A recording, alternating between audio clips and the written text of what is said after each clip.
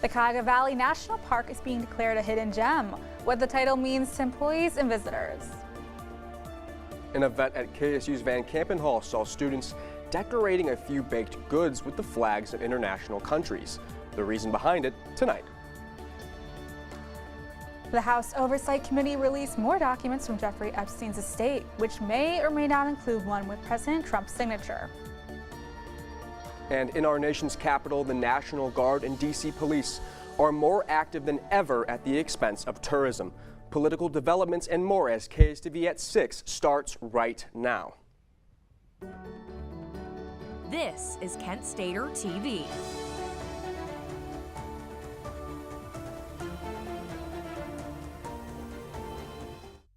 Good evening in Portage County, and thanks for tuning into KSTV News. I'm Nikki Gajeski. And I'm Gage Wellman. We start tonight with news out of Cuyahoga County.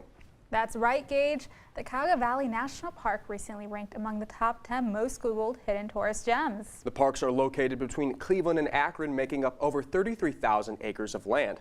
Talia Milowich has the story. Talia? Thanks, guys. I went out to explore the parks and hear what makes the national park special to its visitors and the local rangers.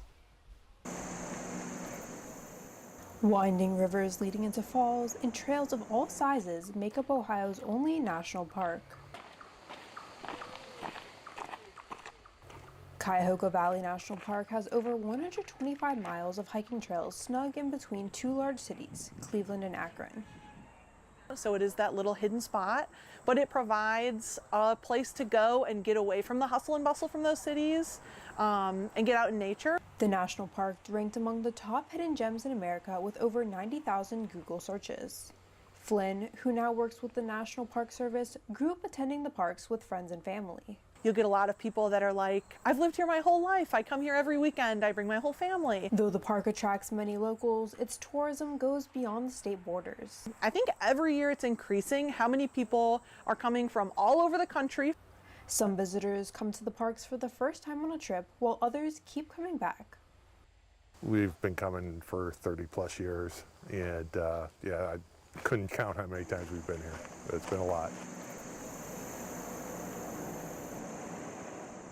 I think as Clevelanders and people from this area, we're very lucky. We have a great resource here with the national parks, and they do a great job of taking care of it, and you know, it's a lot of fun. The national park was created just over 50 years ago and has given people from all over a place to relax, hike, and enjoy nature. It has so much to kind of explore and experience. There's little rock crevices and little false caves that you can go in and kind of get lost in.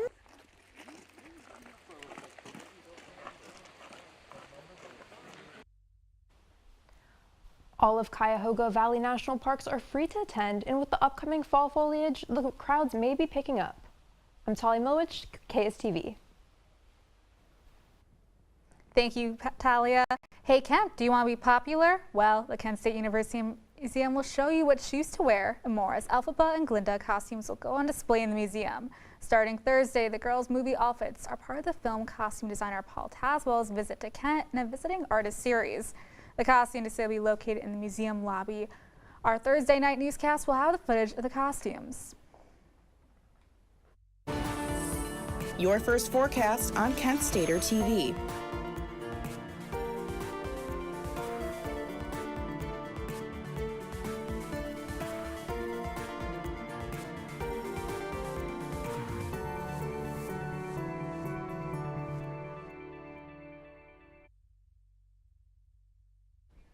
I don't know about you guys, but this beautiful weather is making me feel sunstoppable. Now let's take a look at our statewide temperatures. Akron, Canton, we have a nice 75 degrees, Columbus 78, and then Cincinnati, you're warming up to about a 79 degrees. Athens, you're getting a little colder, 61, and then up in Toledo, nice 75. Let's take a closer look at the Akron-Canton region. We'll go closer to home. Kent, we have a nice 74 degrees, beautiful temperature. Akron-Canton's, again, that's 75. Worcester, 73. Mansfield, 73 as well. And then up near the lake, you're getting a little cooler temperatures with Sandusky at 71, Cleveland at 71, and Ashtabula at 73.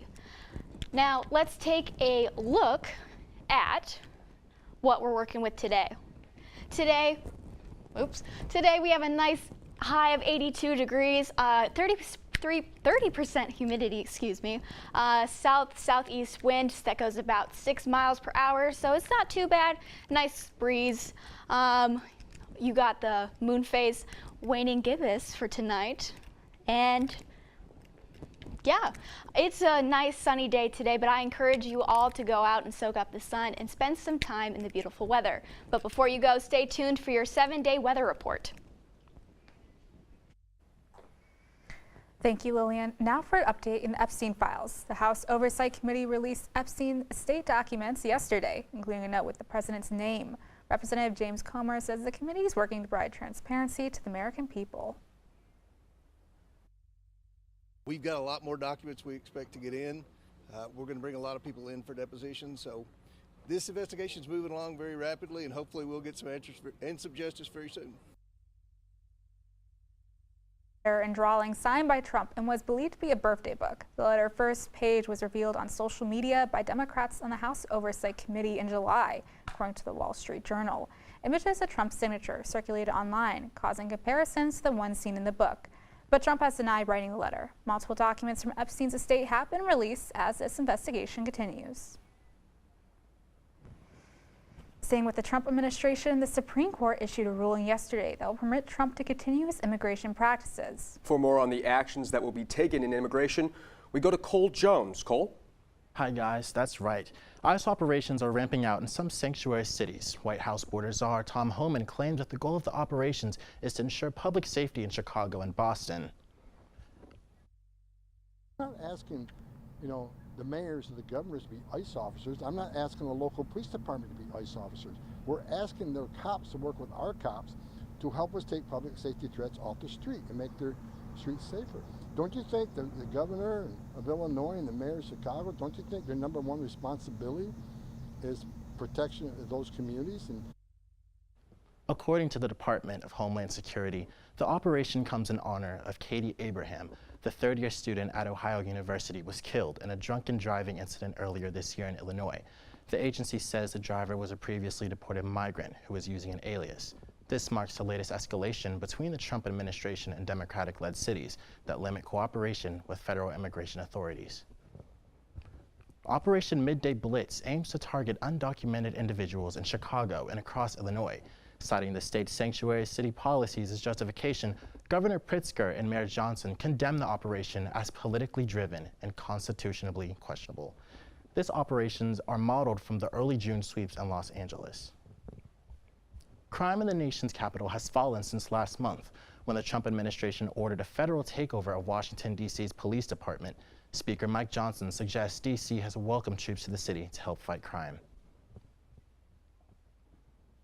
Democrat mayor of D.C., Muriel Bowser, wisely welcomed the assistance, and she said effectively, the way I read that or understood it, was an indefinite welcome, Matt, to keep the crime low. And I think if you have an agreement, my understanding is an agreement between the White House and the local leadership, then I'm not sure Congress has any necessity to do anything. Officials say homeless encampments were cleared and hundreds of people who were allegedly in the country illegally have been detained. On the other hand, tourism in D.C. has dropped, and many restaurants say they're seeing fewer customers. The White House command of the D.C. police officially ends Wednesday, but so far there's been no word about an end date for the National Guard deployment. Experts say having federal law enforcement and National Guard troops costs about $1 million per day. For KSTV, I'm Cole Jones. Thank you, Cole. Today, students gathered in Van Kampen Hall to embrace their country of origin in a way that broke the cookie-cutter mold. Mr. Benjamin Netanyahu spoke to members of the press after a meeting with the nation's Minister of Defense. KSTV has global news and more. Hey there, welcome to Kent Core. Kent Core. Kent Core. Kent Core.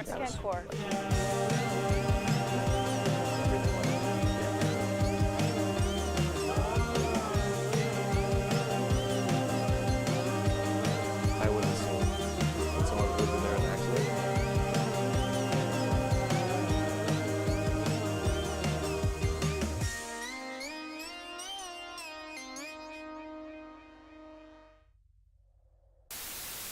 Solo stage where the player spends most of it being hunted down by Infinite. The weapon that performed the best here was the Drill Weapon. Its ability to... He finally is like, I get it now. I get it. I have worth because I'm me. And I really liked it a lot. Like, I'm not... What are you staring at? How do you know it's me? No.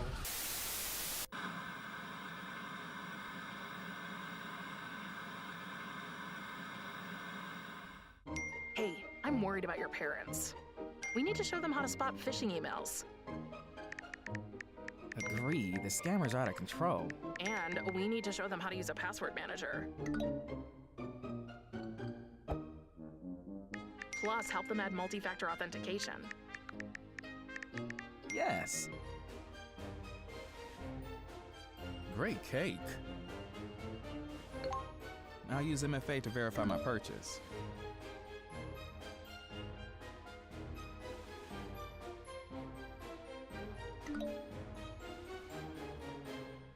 Software update? Done. Time to celebrate.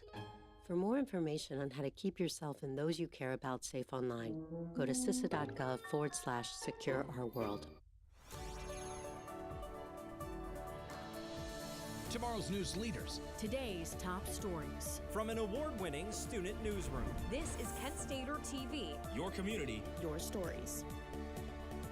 Welcome back. Kent's International Mission Office kicked off Education Abroad Showcase Week in a sweet way. Our correspondent Casey Baylog attended the first event of the week. And Casey, is it true that you decorated a cookie while you were there? Yes, not only did I decorate a United States cookie, I also spoke with Senior Internationals and Missions Counselor Angela Day at Van Campen Hall. Basically just a week-long event. Most popular event that all of us collaborate on would be the International Cook-Off, if you've ever heard of it. So this is a really big event in November where we invite international students to form teams of their country mates or, of people from... I had the pleasure of learning about Kent State's Study Abroad program and all the events the International Student and Scholar Services have. Today's cookie decorating event was for all students to show where they're from or where they want to travel. That event is a part of a week-long event called Education Abroad Showcase, which is for Kent State students to get informed about studying abroad.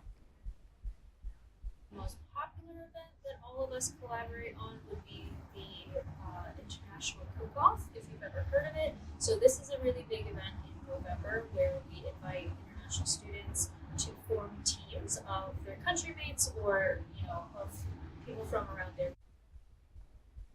While Education Abroad Showcase Week is ending this Friday, stay tuned for future events such as the International Cook-Off. For KSTV, I'm Casey Baylog.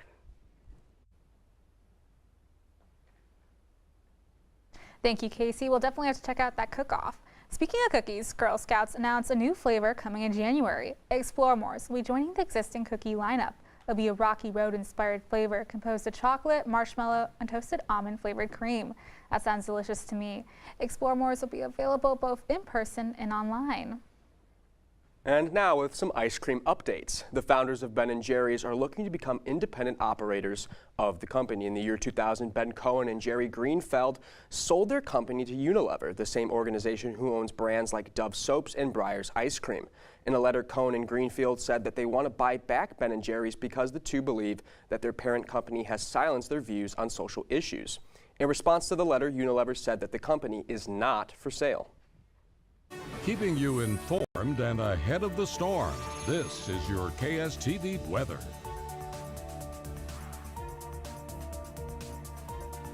Folks, the sun is out and so are the puns. I, for one, feel that the weather coming up this week will be sensational, so let's get into it.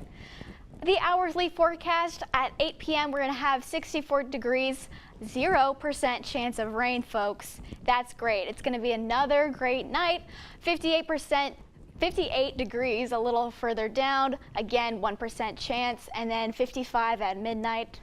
So it's cooling down, but it's still decent weather. we're not going to have that rain, which is good. Let's look at tomorrow. Rain, 60% chance of rain. Again, you probably won't need to bring your umbrella to class. However, you will need to bring your sunscreen because we're going to have a UV of 7 tomorrow with a high of 78 degrees. It's supposed to be very sunny, which is going to come up at 7:01 a.m. It's getting later and later as fall comes up. You're going to have an eastern wind about 5 miles per hour and then 52% humidity tomorrow. Let's now look at your weekly forecast. So you are going to have nice, beautiful weather, 70s, upper 70s, lower 80s through the week. Very little chance of rain.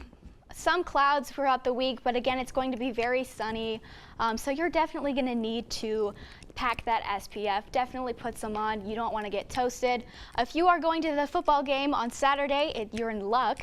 It's supposed to be beautiful weather, 82 degrees, partly cloudy, so I would advise putting sunscreen on. I did not last game. I got very burnt. But that is looking to be pretty nice weather. Thanks for tuning in to my Sunbelievable weather report. Stay protected against the rays and enjoy the late summer weather to the fullest. For KSTV, I'm Lillian Drabick. Thank you, Lillian. Israel carried out an attack targeting Hamas leaders in Qatar. Tuesday's attack threatened to derail renewed peace efforts in the Gaza conflict. Maribel Gonzalez reports as Qatar is one of the U.S. closest allies in the Middle East. Social media videos show people running as smoke rises in Doha, Qatar on Tuesday, as Israel claims it carried out an attack targeting Hamas leadership. The Qatari foreign minister called the strike cowardly, saying it constitutes a blatant violation of international laws and norms. One thing I'm going to be looking for, along with a lot of others, I think, is collateral damage. How many others were injured or unfortunately killed in an attack like this? The unprecedented strike, which the IDF called Summit of Fire, comes as Qatar has been a key mediator in Gaza ceasefire talks. 48 hostages are still being held by Hamas. The brother of one of those hostages believes President Donald Trump could help bring them home. He managed to save the lives of dozens of hostages in January, February. We believe he can do it again. Two U.S. officials confirmed that the Trump administration was notified before Israel launched Tuesday's strike. On Sunday, the president said a solution is imminent. I think we're going to have a deal on Gaza very soon. The attack appears to mark the first time Israel has launched an operation in Qatar. Those were the people that, as I understand, were the people that Qatar used in the negotiations. So right now, I don't know who Israel is going to negotiate with. I'm Maribel Gonzalez reporting. NFL Week 1 wrapped up last night with a Vikings win over the Bears. We give you the details of their hard-fought divisional win. And over in the world of technology, one major phone company is unveiling a brand new product that just might interest you. Brush, brushy, brush, brushy, brush, brush your teeth. Every day and every night. Now it's your parents' turn. Here's what you gotta do. Let them have your toothbrush so that they can brushy brush your teeth. Reach out, you're almost done. 5, 4, 3, 2, 1. Now spit! Help your teeth stay healthy. Brushy brush with a grown-up every day. You think you're just checking your messages or telling a friend you're on your way. They could be the last words you ever type. Make sure you get where you're going. Hamilton was adopted from a rescue in 2008. He's quite the pug about town. He gets invited to a lot of parties. He knows he's a pretty big deal. How could you not love him?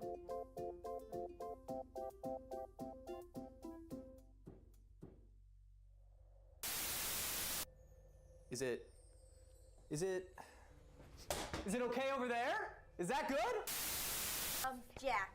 Jackie boy, look, we have been through a lot together.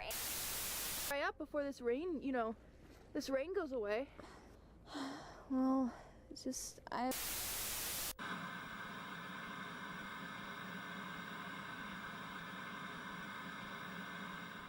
Not completing high school is more of a social thing than it was an academic thing. Even though all these years have passed, I still had that longing to have my diploma. I have a mentor, and she convinced me to continue my education. Stater TV Sports Report.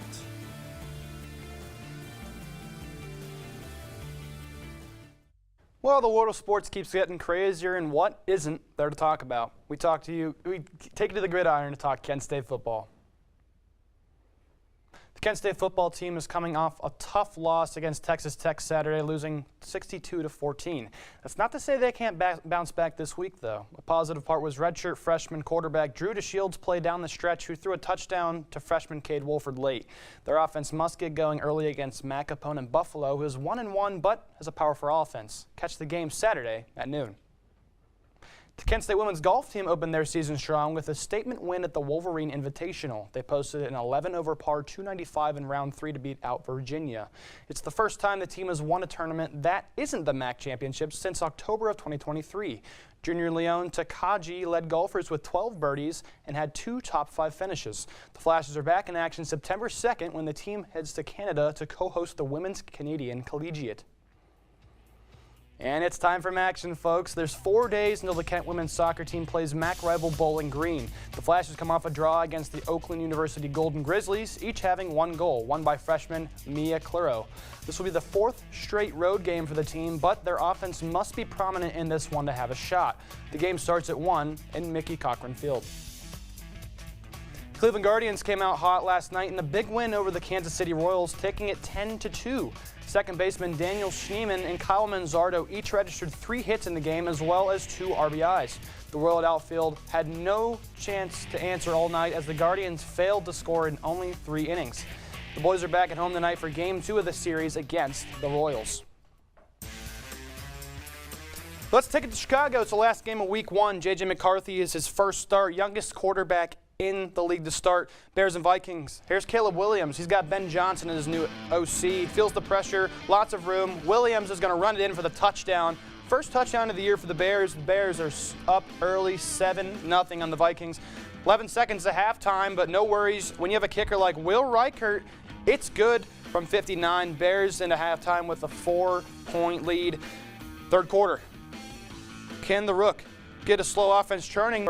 Fourth quarter, J.J. McCarthy has a chance to take the game back. It's a wheel route, and it's a successful one to Aaron Jones. McCarthy had 2 touchdowns passing today and 1 the other day and 1 rushing touchdown. Vikings are back within 2. They take it 20-17, and 1 more touchdown from J.J. seals it. Rook gets the game done. Vikings win 27-24. Well, the NFL keeps getting hot this Thursday when the Commanders take on the Packers on Prime Video. Evan Schofield, KSTV Sports. Touring the country once again, and some of their shows will be coming to Northeast Ohio cities.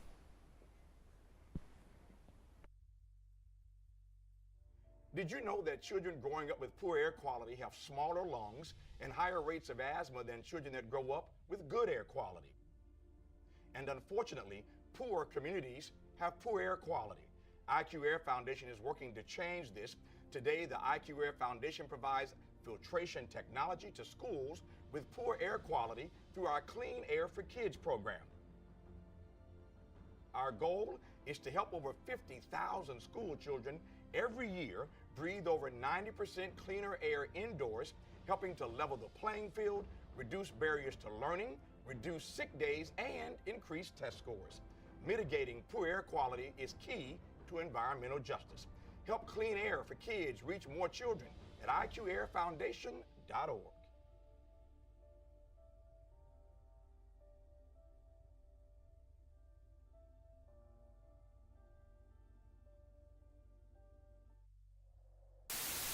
Songs, even if they're bad, hundreds and hundreds of them, just to find a good one. Yeah. And then I've been in this long enough. I feel like I know what I'm doing. Knowing that you're basically like there and being with that, but it has a special place in my heart. I grew up watching it so much.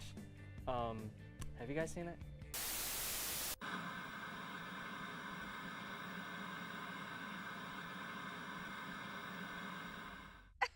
To Maddie. Congrats on paying off all those student loans. Finally, right? How'd you manage that anyway? I started tracking my spending, changed a couple of habits. Wow, I'm kind of living paycheck to paycheck right now. I don't even know how I'm doing it. Well, have you tried saving a little? I want to, but where's that money gonna come from? Bill collectors, they're the worst. Am I right?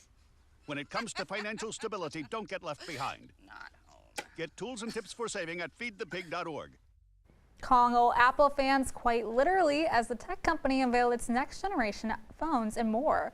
The iPhone 17 will be the thinnest model, 80% titanium, and comes in different colors. For photo fans, the camera quality will be enhanced. A feature that excites me is an all-day battery life. The iPhone 17 will be hit shelves on September 19th. And get ready to hit the dance floor, everybody. Dancing with the Stars Live is hitting the road. The live show was announced today, featuring more than 60 cities, including Akron, Columbus, Pittsburgh, and Cincinnati. Details have yet to be announced, such as dates in which dancers will be featured. The new season of Dancing with the Stars starts next Tuesday. So, Nikki, I think it's very timely that we have introduced this Apple story because somebody broke their iPhone. I didn't break it exactly. I have it here too with me. Oh, so let's get it. The evidence. yeah, it's like, I don't want to show my screensaver, but the screen protector is kind of cracked a little bit. My parents are watching too, so my dad's been talking about me getting a new phone. If you don't mind me seeing go this, ahead. I worked as a phone tech He works in the SRO at the Parma, Ohio Batteries Bulbs. It doesn't look bad. I don't know if you'll need like a repair. I think What do you think of the screensaver? I made it myself. Let's see. We've got a man with a dog. That's John F. Kennedy Jr.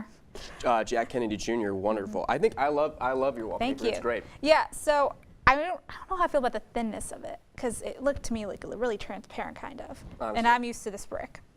Me too. I mean, the bigger the phone, honestly, the better, because if it's smaller, it might have time to get opportunity to get broken. Yeah. Thank you so much for joining us for your Tuesday evening. You can see more of our stories of your community on our website, kentstater.com. I'm Gage Wellman. And tune in tonight, 8 p.m. for a brand new season of The Blurb. I'm Nikki Kajeski. Have a great night, Portage County.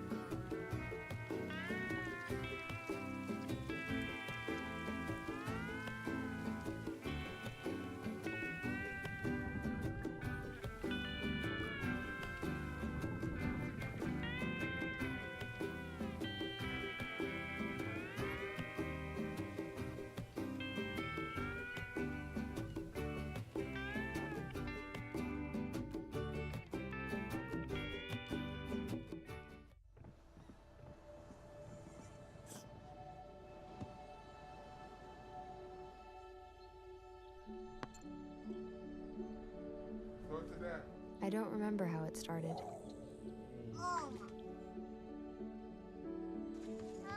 Our back and forth. Victory. Fumble. Repeat. It always came back.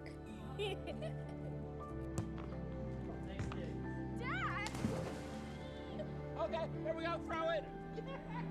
Yeah.